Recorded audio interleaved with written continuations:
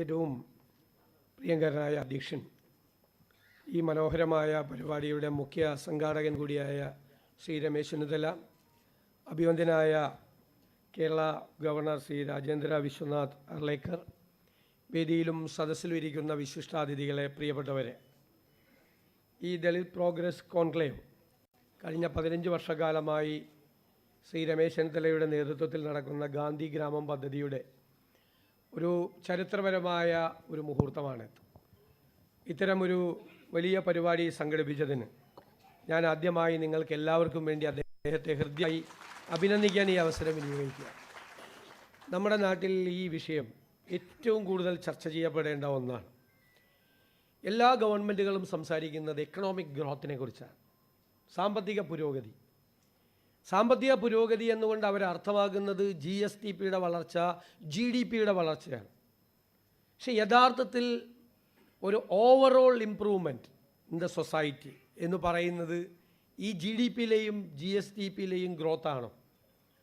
പ്രശസ്ത സാമ്പത്തിക ശാസ്ത്രജ്ഞനായ Thomas Piketty പറഞ്ഞിട്ടുള്ളത് ഇക്വാളിറ്റി എവിടെയുണ്ട്, എൻവയൺമെൻ്റൽ സസ്റ്റൈനബിലിറ്റി എവിടെയുണ്ട്, അവിടെയാണ് ഗ്രോത്ത് ഉണ്ടായി എന്ന് നമുക്ക് പറയാൻ കഴിയുക എന്നുള്ളതാണ്.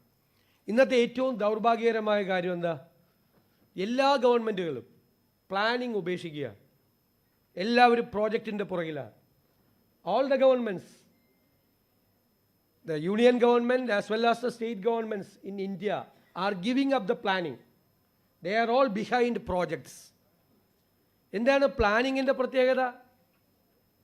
പ്ലാനിങ് ഉണ്ടെങ്കിൽ അതിൻ്റെ 10% SCP പ്രോഗ്രാമായിട്ട് SC കമ്മ്യൂണിറ്റിക്ക് കിട്ടും, 2% ആർക്ക് കിട്ടും?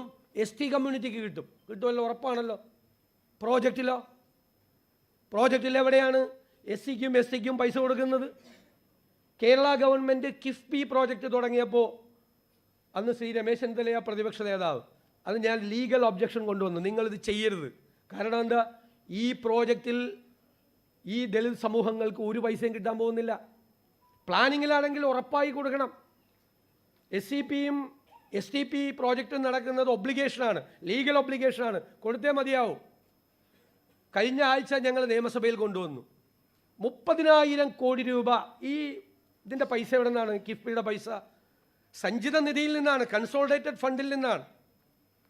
അവർ കടം മേടിച്ചാൽ ആ കടം തിരിച്ചടയ്ക്കേണ്ടത് സ്റ്റേറ്റ് ഗവൺമെൻറ്റാണ്. ഈ പണം പ്രോജക്റ്റിലേക്ക് മാറ്റി. നിങ്ങൾ കേൾക്കണം, 30,000 കോടി രൂപ ഇതുവരെ ചിലവാക്കി. 30,000 കോടി. എത്ര കിട്ടണമായിരുന്നു? പ്ലാനിലായിരുന്നെങ്കിൽ 3,000 കോടി SC കമ്മ്യൂണിറ്റിക്ക് കിട്ടണമായിരുന്നു. 30,000 കോടി രൂപ കിഫ്ബി പ്രോജക്റ്റിൽ ചിലവാക്കിയപ്പോൾ ഇവർക്ക് കിട്ടിയത് എത്രയാണ്? 81 കോടി രൂപ, 3,000 കോടിക്ക് പകരം. കണക്കാണ്, ഞങ്ങൾ നിയമസഭയിൽ പറഞ്ഞതാണ്. 3,000 കോടി രൂപയുടെ പ്രോജക്റ്റാണ് കിട്ടാതെ പോയി. പ്രോജക്റ്റായി പോയതിൻ്റെ പേരിൽ 81 കോടി രൂപ കിട്ടിയത്. മനസ്സിലായല്ലോ? അപ്പോൾ എത്ര നഷ്ടം പ്രോജക്റ്റിൻ്റെ പുറകെ പോയതുകൊണ്ട്. പ്രോജക്റ്റിന് ഒരു സോഷ്യൽ ഇക്വിലിബ്രിയം ഇല്ല, ഒരു കമ്മിറ്റ്മെൻ്റ് ഇല്ല, ഒന്നുമില്ല. പ്രോജക്റ്റിന് വേറെ അട്രാക്ഷൻ ഉണ്ട്, അത് ഞാൻ പറയുന്നില്ല. ഇവിടെ കാര്യം അറിയാമല്ലോ, പ്രോജക്റ്റിനുള്ള അട്രാക്ഷൻ എല്ലാവർക്കും അറിയാമല്ലോ. ഇനി വേറൊരു കാര്യം, കേരള ഗവൺമെൻറ്റിൻ്റെ പ്ലാൻ എടുത്തു നോക്കുക. 2019-20 പ്ലാൻ എമൗണ്ട് 30,000 കോടി രൂപ. ഇതെത്രയാണ്? 24-25, 25-26 ആവാൻ പോവാണ്. ഈ 30,000 കോടി രൂപയുടെ പ്ലാൻ യഥാർത്ഥത്തിൽ ഇപ്പോൾ 50,000 കോടി രൂപ ആകണമായിരുന്നു. എല്ലാ വർഷവും 5-10% കൂടി. 30,000 കോടി രൂപ ആയിരുന്ന സമയത്ത് 2019 ഈ 3,000 കോടി കിട്ടുമായിരുന്നു. ഇത് 50,000 കോടി രൂപയായിരുന്നെങ്കിലോ അത് 5,000 കോടി രൂപയായിട്ട് വർദ്ധിപ്പിച്ചേനെ. ഇനി ഞാൻ പറഞ്ഞത് നിങ്ങൾ കേട്ടോ. 2019-20 കേരള ഗവൺമെൻറ്റിൻ്റെ പ്ലാൻ എമൗണ്ട് 30,000. 20-21 27,000 കോടി. നേരെ താഴോട്ട് പോവാം. 21-22 വീണ്ടും 30. 22-23 30. 23-24 30. 24-25 30. 30,000 കോടി. പ്ലാനിൽ ഒരു വ്യത്യാസമില്ല. പ്ലാൻ സ്റ്റാഗ്നൻ്റ് ആയിട്ട് നിൽക്കുകയാണ്. സ്റ്റാഗ്നൻ്റാണ് പ്ലാൻ. 30,000 കോടി രൂപ ഉണ്ടാകേണ്ട പ്ലാൻ 6 വർഷം കൊണ്ട് 50,000 കോടി രൂപ ആകണമായിരുന്നു. വേണ്ടേ? ആയിരുന്നുവെങ്കിൽ 5,000 കോടി രൂപ SC പ്രോജക്റ്റ് കിട്ടുമായിരുന്നു. എന്തുകൊണ്ടാണ് പ്ലാൻ സ്റ്റാഗ്നൻ്റായി നിൽക്കുന്നത്? പ്ലാൻ ഇങ്ങനെ അനങ്ങാതെ നിൽക്കുന്നതിൻ്റെ ഇരകളാരാണ്? SC ST വിഭാഗമാണ് കേരളത്തിലെ. വളരെ സിമ്പിളാണ്. ഇത് വലിയ കോംപ്ലിക്കേറ്റഡ് ആയ കണക്കൊന്നുമല്ല, വളരെ സിമ്പിളായിട്ടുള്ള കണക്കാണ്. കിട്ടുന്നില്ല, പൈസ കിട്ടുന്നില്ല, ഒരു കാര്യത്തിനും പൈസ കിട്ടുന്നില്ല.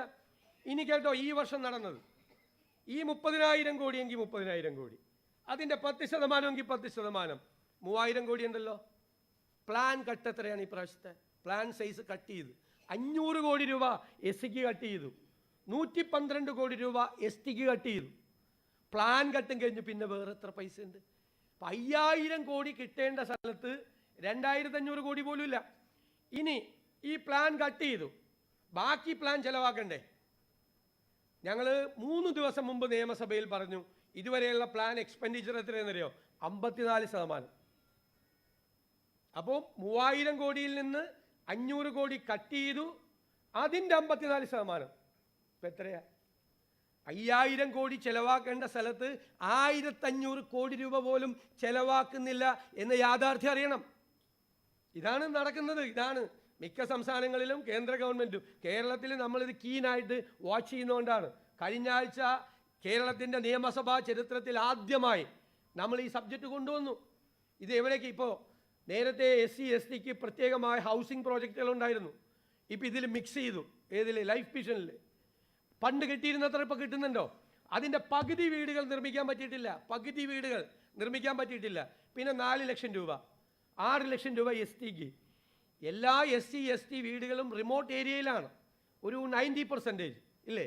ഈ റിമോട്ട് ഏരിയയിലേക്ക് ഈ കെട്ടിട നിർമ്മാണ സാമഗ്രികൾ എത്തിക്കുന്നതിന് തന്നെ ഈ പൈസയാവും. നിങ്ങൾ നോക്കിക്കോ, ST വീടുകൾ നോക്കിക്കോ, വാതിലില്ല, ജനലില്ല, അത് തേച്ചിട്ടില്ല, അതിന് ഫ്ലോറിംഗ് ഇല്ല. കാരണം കംപ്ലീറ്റ് ചെയ്യാൻ പറ്റുന്നില്ല. കംപ്ലീറ്റ് ചെയ്ത എത്ര വീടുണ്ട് കേരളത്തിൽ SC STക്ക്? ഈ ലൈഫ് മിഷൻ തുടങ്ങിയിട്ട് അതിൻ്റെ പകുതി പൈസ പോലും, വീട് പണിയാൻ ആവശ്യമായതിൻ്റെ പകുതി പൈസ പോലും ചിലവാക്കുന്നില്ല. മാത്രമല്ല, കോമൺ പർപ്പസിൽ കൊടുക്കുന്ന പൈസ കൊടുത്താൽ മതി. SC STക്ക് എല്ലാവർക്കും 4 ലക്ഷം രൂപ, SCക്ക് 4 ലക്ഷം രൂപ മതിയോ? അങ്ങനെയാണോ ചെയ്യേണ്ടത്? അതൊരു 10 ലക്ഷം രൂപയാക്കി വർദ്ധിപ്പിക്കണ്ടേ? STയുടെ 15 ലക്ഷം രൂപയാക്കി വർദ്ധിപ്പിക്കണ്ടേ? ഏറ്റവും വലിയ പ്രശ്നം ഭൂമി പ്രശ്നമാണ്. കേരളത്തിൽ density of population is too much അല്ലേ? ജനസാന്ദ്രത വളരെ കൂടുതലാണ്. കിഴക്ക് ഫോറസ്റ്റ് ആക്ട്, പിന്നെ തണ്ണീർത്തട നിയമം, ഇവിടെ CRZ, ഇതെല്ലാം കഴിഞ്ഞ ഭൂമി കുറച്ചേ ഉള്ളൂ. ഈ ഭൂമി കൊടുക്കാൻ പറ്റുന്നില്ല. പിന്നെ മലയോരത്ത് ജീവിക്കുന്ന ആളുകൾ വൈൽഡ് ലൈഫ് അറ്റാക്കാണ് അല്ലേ? വൈൽഡ് ആനിമൽസിൻ്റെ അറ്റാക്കാണ്. അതിലേറ്റവും കൂടുതൽ ഇരകളാകുന്ന ആരാണ്? ഏറ്റവും കൂടുതൽ SC ST വിഭാഗത്തിൽപ്പെട്ട ആളുകൾ കൂടിയാണ് ഈ വന്യജീവികളുടെ ആക്രമണത്തിൽ കേരളത്തിൽ ഏറ്റവും കൂടുതൽ പ്രശ്നം ഉണ്ടാക്കുന്നത്. ആരോഗ്യ രംഗത്ത് ഈ ST മേഖലയിൽ എന്തെല്ലാം അസുഖങ്ങളാണ്, എത്ര ശിശുമരണങ്ങളാണ് നടക്കുന്നത്. കേരളം പോലുള്ള എന്താ വലിയ അഹങ്കാരമാണ് നമുക്ക്. കേരള മോഡൽ അതൊക്കെ പോയി. ഇവിടെ ഒരു കുഞ്ഞെങ്കിലും അസുഖം മൂലം മരിക്കുന്നുണ്ടെങ്കിൽ ഒരു കേരള മോഡലിനെ കുറിച്ച് ഞാനോ നിങ്ങളോ ഗവൺമെൻറ്റോ ആരും അഭിമാനിക്കേണ്ട. അട്ടപ്പാടിയിൽ എത്ര ശിശുമരണങ്ങൾ ഉണ്ടായി, ഇപ്പോഴും എത്ര പേർക്ക് സിക്കിൾ സെൽ അനീമിയാണ്. ആരോഗ്യ കാര്യങ്ങളിൽ ഏറ്റവും പിന്നോക്കം നിൽക്കുന്ന ഈ ജനതയുടെ പ്രശ്നങ്ങൾ അഡ്രസ്സ് ചെയ്യാൻ നമുക്ക് കഴിഞ്ഞിട്ടുണ്ടോ? ഹൗസിങ്ങിൻ്റെ കാര്യത്തിൽ പറ്റിയിട്ടുണ്ടോ? ഭൂമിയുടെ പ്രശ്നത്തിൽ പട്ടയം കൊടുക്കാൻ പറ്റിയിട്ടുണ്ടോ? കൊടുക്കാൻ പറ്റുന്നില്ല, ഇപ്പോഴും കൊടുക്കാൻ പറ്റുന്നില്ല. ഞാൻ മറ്റ് സോഷ്യൽ ഡിസ്ക്രിമിനേഷനെ കുറിച്ച് പറയുന്നില്ല. ഇവരെല്ലാവരും സംസാരിച്ചു. ബഹുമാനപ്പെട്ട പെരുമാവളവനും അദ്ദേഹമല്ല പ്രകാശ് അംബേദ്കറും എല്ലാം സംസാരിച്ചു. രാജ്യത്തുടനീളം ഏറ്റവും കൂടുതൽ അക്രമങ്ങൾക്ക് ഇരകളാകുന്നത് ഈ പാവപ്പെട്ട മനുഷ്യർ തന്നെയാണ്, ഒരു സംശയമില്ല. അപ്പം നമുക്ക് ഭരണഘടനയിൽ പ്രൊട്ടക്ഷൻ ഉണ്ട്. Article 14, 15, 16, 17 and of course article 46. There are provisions in the constitution അല്ലേ? ഈ ഡിസ്ക്രിമിനേഷനെതിരായിട്ടുള്ള പ്രൊട്ടക്ഷനുള്ള പ്രൊവിഷൻസ് ഉണ്ട്. നമുക്കത് നീതിപൂർവ്വം നടപ്പാക്കാൻ പറ്റുന്നുണ്ടോ? ഇക്വാലിറ്റി, സമത്വമാണ്. നൂറ്റാണ്ടുകളോളം ജീവിതത്തിൻ്റെ പിന്നാമ്പുറങ്ങളിൽ കിടക്കുന്ന പാവപ്പെട്ട മനുഷ്യരെ ജീവിതത്തിൻ്റെ മുഖ്യധാരയിലേക്ക് കൈപിടിച്ച് കൊണ്ടുവരാൻ കഴിയുമ്പോൾ മാത്രമാണ് നമുക്ക് കിട്ടിയ സ്വാതന്ത്ര്യം അർത്ഥപൂർണമാകുന്നത്. ഇന്ത്യയുടെ സ്വാതന്ത്ര്യ സമരം നടന്നത് രാഷ്ട്രീയ സ്വാതന്ത്ര്യത്തിന് വേണ്ടി മാത്രമല്ല, അതോടൊപ്പം സാമൂഹ്യ നീതിക്ക് വേണ്ടി കൂടി നടത്തിയ ഒരു സമരമായിരുന്നു എന്നുള്ള യാഥാർത്ഥ്യം തിരിച്ചറിയണം. ഞാൻ ദീർഘിപ്പിക്കുന്നില്ല, ഗവർണർ അടക്കം സംസാരിക്കാനുണ്ട്, ദീർഘമായി കടന്നു പോകുന്നില്ല. ഇത് കേരളത്തിൻ്റെ വിഷയമാക്കി നമുക്ക് മാറ്റണം. പല കാര്യങ്ങൾക്കും കേരളം രാജ്യത്തിന് മോഡൽ കൊടുത്തിട്ടുണ്ട്. ഈ പട്ടികജാതി പട്ടികവർഗ വിഭാഗങ്ങളുടെ സംരക്ഷണവും അവരെ ഹൃദയത്തോട് ചേർത്ത് നിർത്തലും കേരളത്തിൻ്റെ മോഡലാക്കി മാറ്റാൻ നമുക്ക് കഴിയണം. അതിനു വേണ്ടിയിട്ടുള്ള നല്ല തുടക്കമായി ഞാൻ ഈ പരിപാടിയെ കാണുന്നു. ബഹുമാന്യനായ ശ്രീ രമേശ് ചെന്നിത്തല ഇതുപോലെ പരിപാടി സംഘടിപ്പിച്ചതിന് ഒരിക്കൽ കൂടി അദ്ദേഹത്തെ അഭിനന്ദിച്ചുകൊണ്ട് ഈ പരിപാടിയിൽ പങ്കെടുക്കാൻ വന്നിട്ടുള്ള വിശിഷ്ടാതിഥികളെ ഹൃദയപൂർവ്വം കേരളത്തിലേക്ക് സ്വാഗതം കൂടി ചെയ്തുകൊണ്ട് ഞാൻ എൻ്റെ വാക്കുകൾ ചുരുക്കുന്നു.